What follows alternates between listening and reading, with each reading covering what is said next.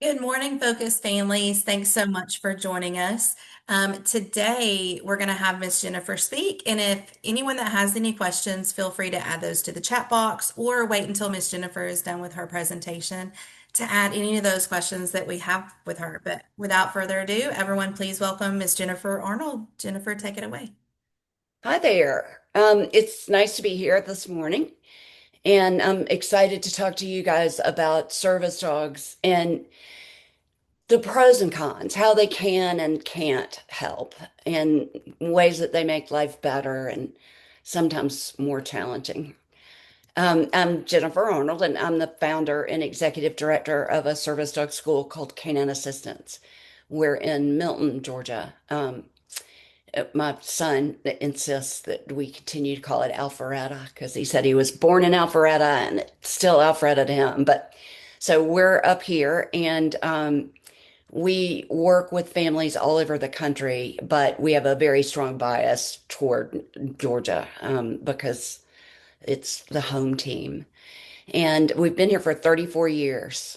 So I've done a lot of this, a lot of placements, and I've learned a few things along the way. So I'll share those with you. Um, Service dogs really can be absolutely magical. I mean, they can transform families in unexpected ways, and I'll talk more about that in a few minutes. Um, Obviously, the one that most people are aware of and focus on is the physical assistance. The fact that, they can pick up things you drop, tug open doors and paw them closed, go for help in an emergency, turn your lights on and off, help your wheelchair get over a threshold or even do a little pulling if it's not too arduous for them. And there is a lot that dogs can do physically to assist people. And the most remarkable thing to me, I think, is that they like that. Um, Dogs really seem to want to help us, which I find just incredible.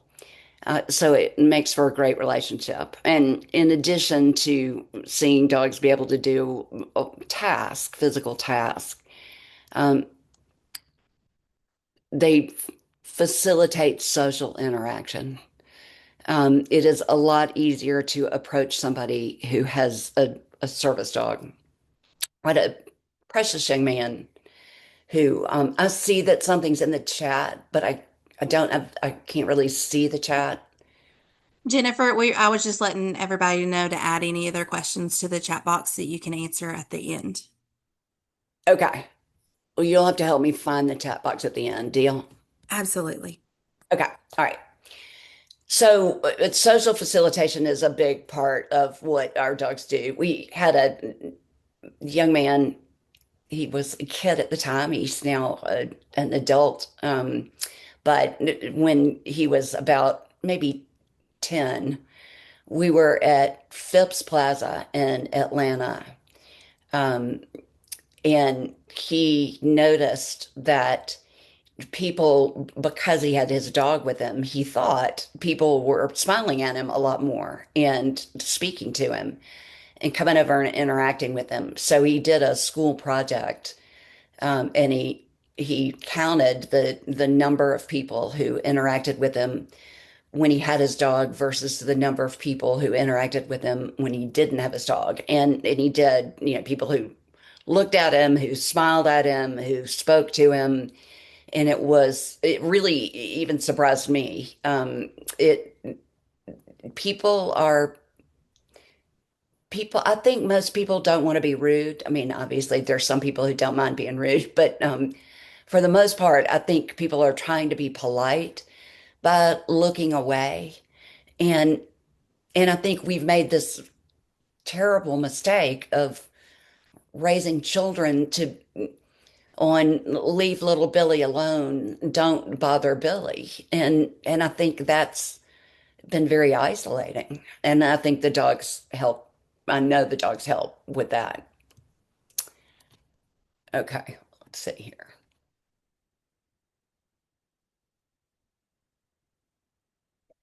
Emotionally, they really are transformative. They just bring tremendous joy, and it's hard not to laugh every day with. I mean, they're fun. At least our dogs are fun and goofy, and they make you laugh and they make you feel safe. And when you cry, they come over and love on you. Dogs really hate it when their people are upset. And so they provide a lot of comfort, I think, because of that. And they even provide medical assistance. We specialize in working with scent detection dogs, although we work with mobility assistants as well.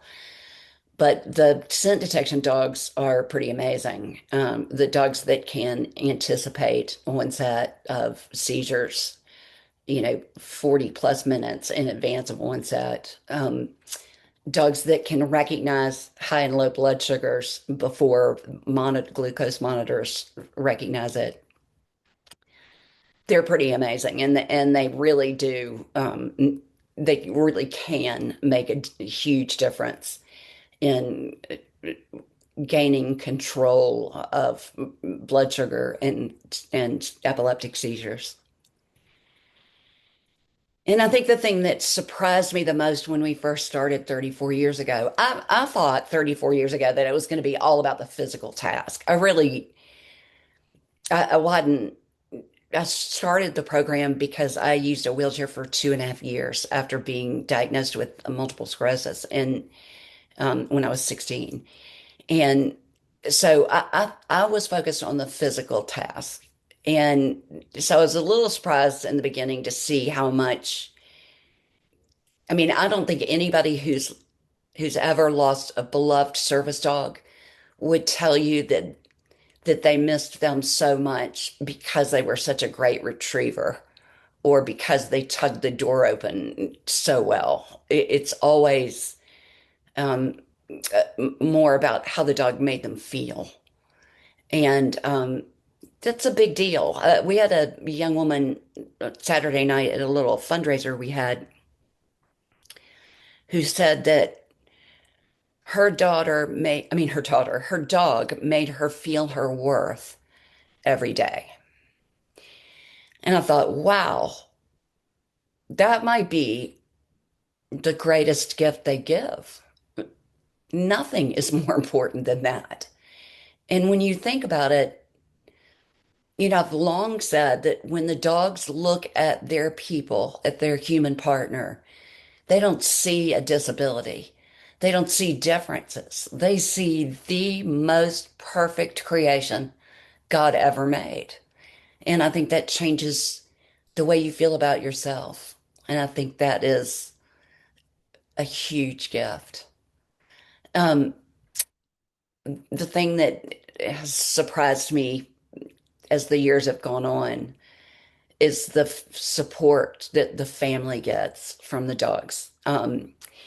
When we first started, we said, like most schools still do, that that the dogs shouldn't interact much with other family members, that they should only be focused on their person, which may have been one of the silliest things I've ever said. Dogs have really big hearts and they can love more than one person at a time. And I'm sure, I would have cheated. I wouldn't have been able to not love on my son's dog, for example. And I think, siblings were cheating. And I think that was a really good thing because it was a silly thing to say.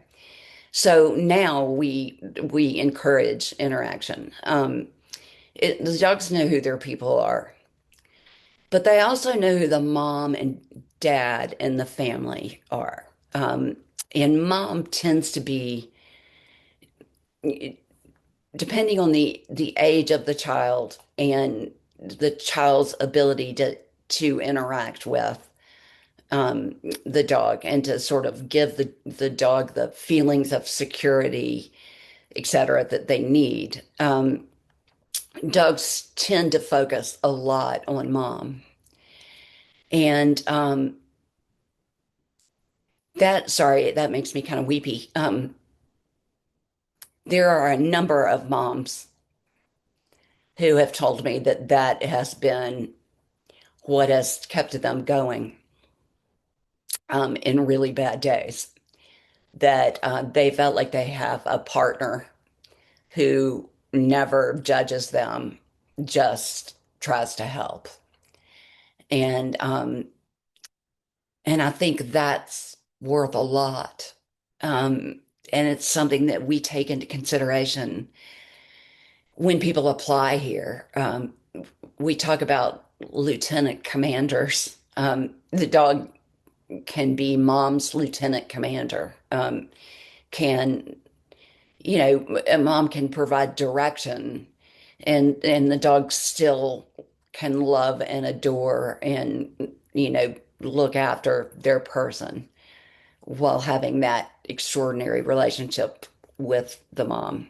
And as you guys would probably agree, keeping mom going is, you know, really the key to survival. So that can't be, I mean, that value can't be overstated. But dogs can't make everything okay. And I've seen that.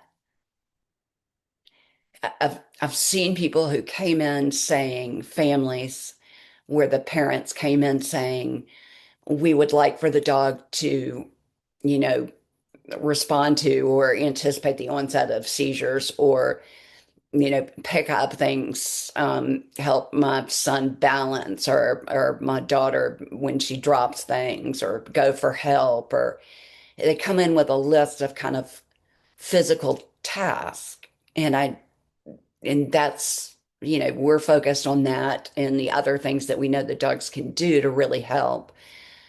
But when they get home, they are disappointed because they thought that the dogs would make everything okay.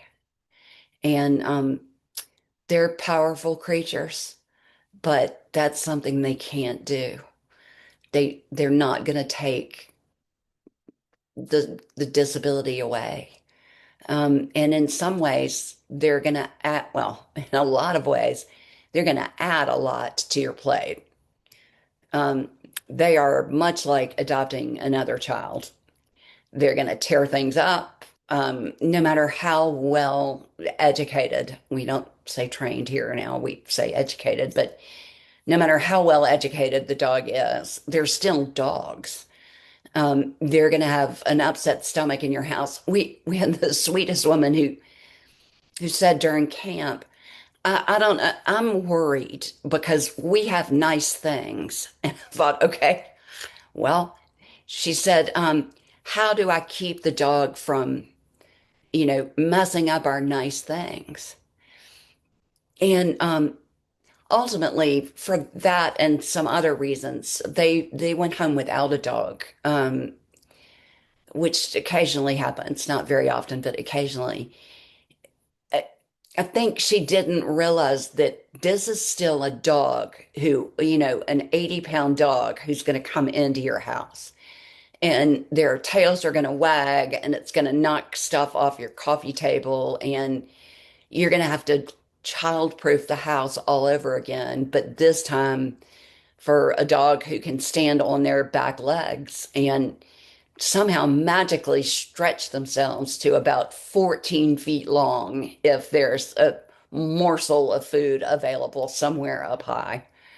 They really do have this bizarre stretching ability. And they're going to have diarrhea in the house, and they're going to throw up. And if you don't have a fenced in yard, which is something that we really, really focus on, I mean, really focus on, because over the years, I've seen how irritating it can be to have to walk the dog over and over and over again during the day. And when they're young, when they're first placed, they need a tremendous amount of exercise. So you have to take that into consideration also. But when you have to walk them in the rain and the cold and you get irritated about having to do that, it has a negative impact on your relationship with the dog, which is really the key to making all everything run smoothly. So you don't want anything that damages that relationship. So if you're thinking about this, I ask you to think and realize that you're bringing another child into your household. And initially the dog's going to have no idea where they are or what they're supposed to do, and there's going to be a period where everybody in the family has to focus on helping this dog gain some traction and figure out how to function in this new environment. And that, that takes a lot. It takes effort, and it takes being really committed to it. And quite frankly, it takes, I think, getting a lot out of it for everybody involved. So if you look at these photographs and you don't think, wow, that's a sweet face, um, you might want to reconsider bringing a dog into the house, if that makes sense. Just doesn't have to be that face, but it can be that face. Just know that you're going to have to fall in love a little bit to make the work worthwhile. And dogs can be expensive. Um, Canine Assistants will help with the cost of, food and certainly veterinary care too, for the life of the dog, if that's something that your family needs. But we are very small now, placing only about 40 to 50 dogs a year. And I don't know I'm not sure I know any other programs right now that provide that level of aftercare support financially. So it's another thing to take into consideration. But they can also really be worth it. Um, I mean, they are magical. They just can bring a peace and a joy that you never imagined possible. But you have to be wide open for that and absolutely willing to do what needs to be done and, you know, committed to this. And, you have to be either a dog lover or willing to become a dog lover for this to make sense. So if it does make sense to you, and this seems like something that you'd really like to do, um, you want to bring a service dog into your family, you've got three main options. Um, Number one, sorry, y'all can now hear some of my own dogs barking in the background. Um, the first option is you can buy a service dog. And I've known people who have done that. And I am absolutely positive that there are people out there who are selling service dogs who are fair and good at what they do. But I have to tell you that I've not yet run into them. Um, I we tend to get involved when somebody has purchased a dog and they are struggling mightily with the dog and they can't get the help that they need. So I admit that I see sort of a skewed view of the idea of purchasing a dog, but I say that if that's something that you're able to do, uh, investigate, investigate, investigate, investigate. I mean, insist on talking to other people who've gotten dogs from that school. Ask them about aftercare because it's not the placement of the dog where you're really going to need them. I mean, you do need them then, but it's after that. I mean, they need to have a dedicated aftercare person, or at least, somebody that part-time is willing to focus on aftercare. The next thing that you can do is you can educate your own dog. And there's some decent resources out there now. We are also at Canine Assistants, we are beta testing and we are still accepting applications from for children in the state of Georgia for the beta test. We're beta testing a homeschool program where they don't want me to call it homeschooling.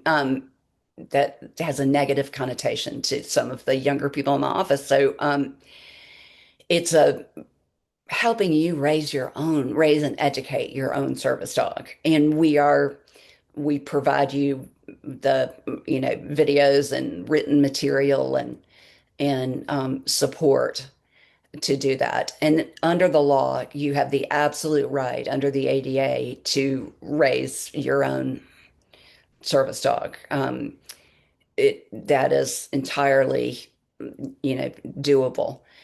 That's a really big commitment, but we have people right now who are doing it beautifully. So that's an option, the homeschool program, and also, just their books and videos, and I'm sure there are online courses that you can use. I would stay away from, so at Canine Assistance, we've gone from early on, we were very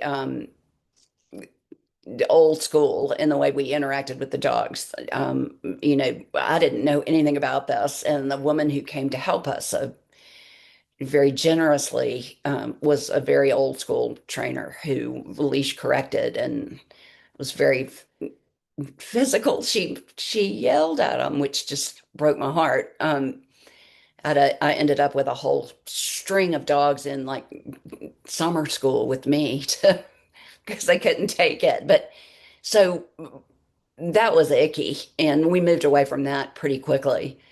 And we moved more and more and more into just positive reinforcement. Um, but I noticed that the dog seemed really anxious to me, like during recipient camps, the 2 weeks when families come in and when they've reached the top of our waiting list, and they come in to get matched with their dog.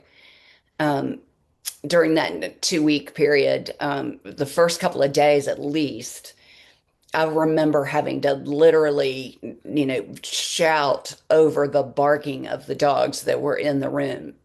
They were so geeked up. I don't know how else to put it, but they were just stressed and very anxious.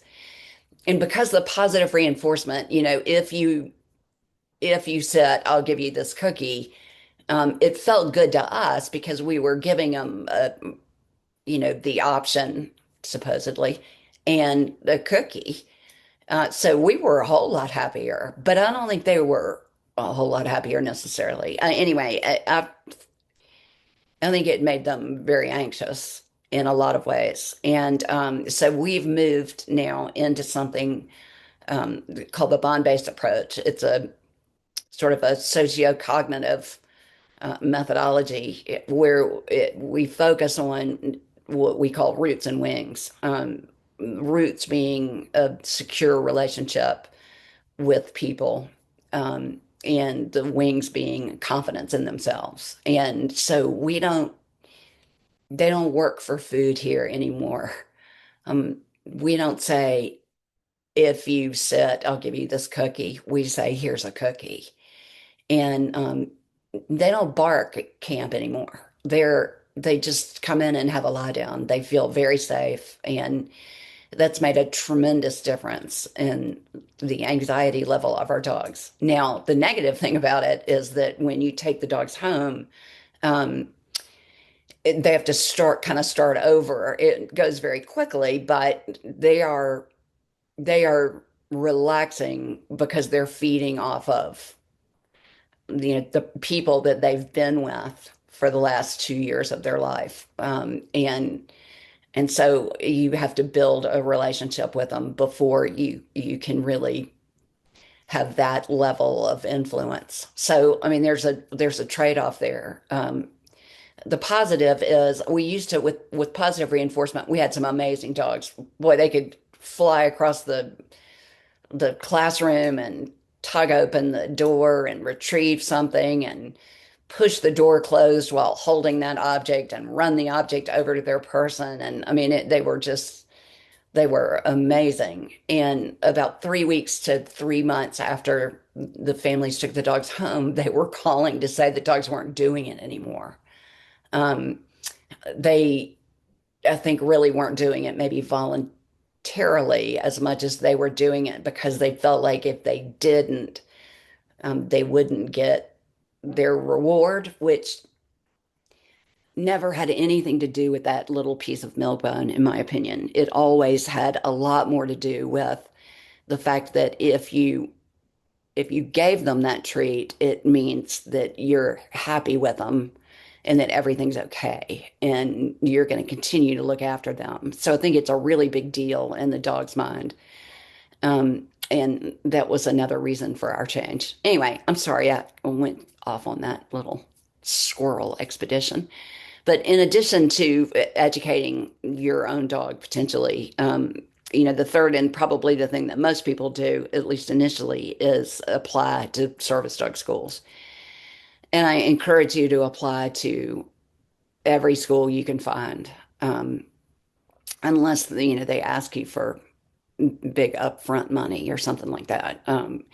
Just you need options because, and the reason that we're doing the homeschool program that we're testing it in the first place is because there's so much need and it's not being met, and people are having to wait, 5+ years in some places for dogs. And that's too long. And I'm not sure that schools will ever be scalable to the extent that we need them to be able to meet the need.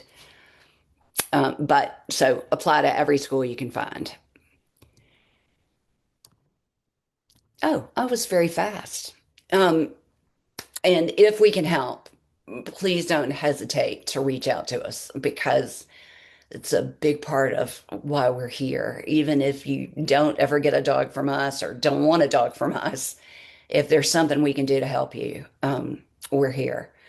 info@canineassistants.org is the email that goes to a wonderful young woman named Lindsay, who is incredibly kind and can be hugely helpful. And if you need me, my home email, which is the best place to write me, is everydogsahero@gmail.com. And you feel free. I'd be happy to do anything I can to help. So I'm gonna stop sharing the screen and see if you guys have any questions. Oh, wait, I need the chat, don't I? But I can see that when I stop sharing the screen, right? Yeah, you should be able to, Miss Jennifer. And one of the first questions in the chat box is it right that applicants diagnosed with autism are not able to apply unless they have a physical disability or a medical need? Yeah, okay. So there are schools that specialize in working with children who are on the spectrum, and it depends on the situation, honestly. But you are better served, in my opinion, either raising your own dog or going with a school that specializes in doing that, because some of the things that the dogs could do to help are things that schools like ours don't teach. So I think, it's important to get to the right place and get the right help. Thank you. And a separate question for that. If a child applicant that is nonverbal, does that inform the application or the placement process at all? No, the dogs are nonverbal too. Um, so it doesn't influence us in the least. And I don't see it. if anything, it may have a little bit of a positive impact on the relationship between the person and dog. Dogs read our body language and they read our faces, and they really they don't care so much about the noises that we make. So, no big deal. I love that, Jennifer. Another question is, can you share more info about your community dogs? Sure, our community service dogs. Yes. Um, so we place dogs in pediatric hospitals. We have dogs in pediatric hospitals all over the country. And we place dogs in schools and in facilities that you know other facilities that work with folks who have special needs. So lots of well, we have mental health facilities. We have dogs there, and we have dogs in um, rehab facilities also. So they are dogs that go through the whole service dog program. That's why we call them community service dogs. They've done the whole deal, and they just seem to do well with serving multiple people. So that's why we make them available to work with more than one person, and they live with a handler who is their partner. And it, like for the hospital dogs, they work 40 plus hours a week in the hospital. They work as much as their human works, and their human handler is somebody who is a full-time employee at these facilities usually. Thank you, Jennifer. Another question is, do you work with families who already have a pet dog and want to add a service dog to the family? Absolutely. Or Absolutely. I perfect. think it's great. I'm sorry, get on my high horse about this a little bit. Dogs love having friends. As a matter of dog friends, they need dog friends to really thrive. So I think it's fantastic when there are other dogs in the house. And I think you know, if that's going to be a distraction to the point that the dog can't do their job, then you've got a bigger underlying problem. So yeah, we have zero problem placing dogs where they're pet dogs. I love that. We all want to be surrounded by friends, so we get that. Yeah. Um, another question is, could you speak a little bit more about the school process and what does that entail? When I'm assuming that you mean when you come here to, Allison, could you add to the chat box a little bit more about your question, or do you do mean you like mean when you get it, when you're receiving a dog or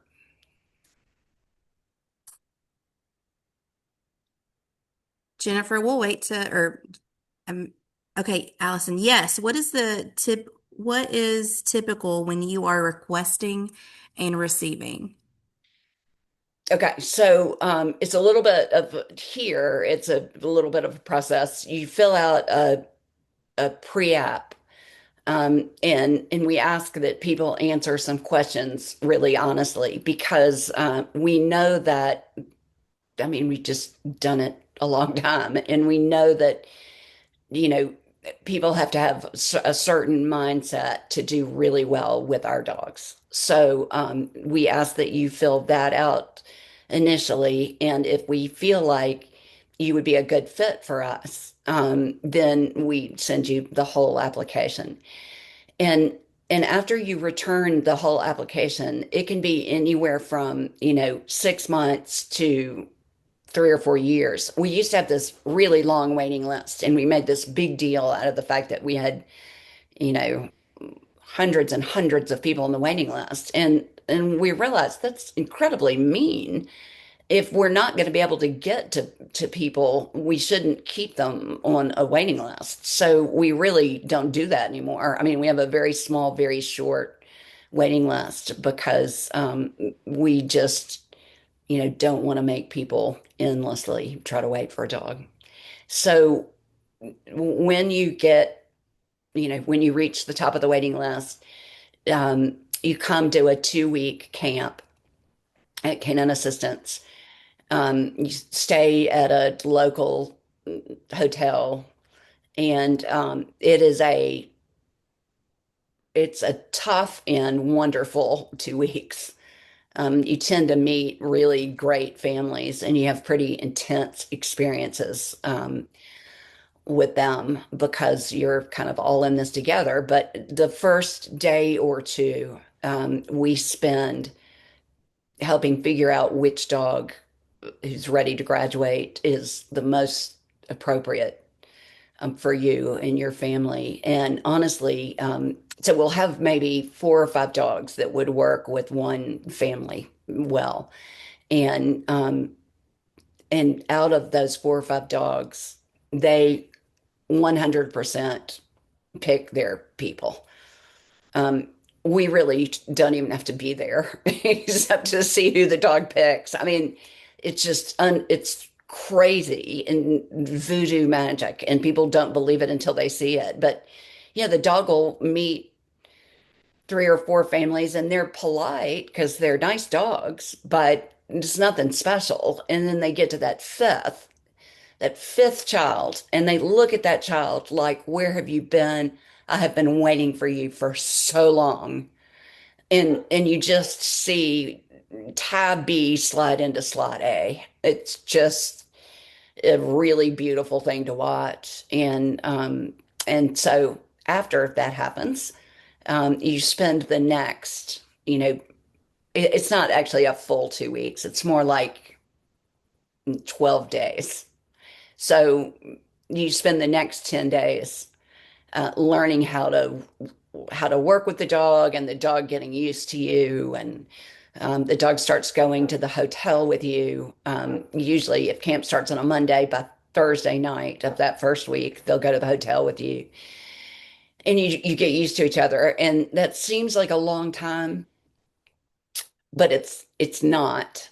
And it's absolutely necessary because we need to know before you leave if that bonding process is really headed in the right direction, and if everything's okay, because it's going to be much easier for all of us, if we need to make a change, that we do that while you're here with us instead of trying to work something out later.